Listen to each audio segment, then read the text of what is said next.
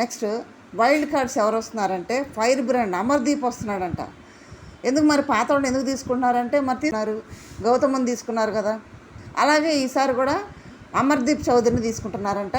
మరి బయట టాక్ అది బాగా వస్తున్నాడని తను చేస్తున్న సీరియల్లో కూడా వేరే పర్సన్ పెడతాను కూడా ప్రయత్నం చేస్తున్నారంట. అమర్దీప్ అయితే వస్తున్నాడంట. నెక్స్ట్ అమర్దీప్ అంటే ఎంతమందికి ఇష్టమో కామెంట్ చేయండి. ఎందుకంటే చాలా ఫైర్ బ్రాండ్. అసలు సీజన్ 7 హిట్ అవ్వడానికి కారణం అసలు అమర్దీప్, ప్రశాంత్, శివన్న వాళ్ళే. కాబట్టి అమర్దీప్ వస్తున్నాడంట. సెకండ్ వచ్చి సుహాసిని.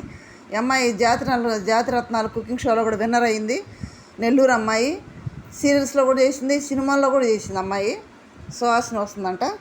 నెక్స్ట్ వచ్చి కావ్యశ్రీ. మన పోయిన సీజన్లో విన్నర్ అయిన నిఖిల్ వాళ్ళ లవర్ అని చెప్పాడు కదా, ఆ అమ్మాయి కావ్యశ్రీ వస్తుందంట. నెక్స్ట్ వచ్చి చిట్టి పికిల్స్ రమ్య. అమ్మాయి కూడా వస్తుందంట.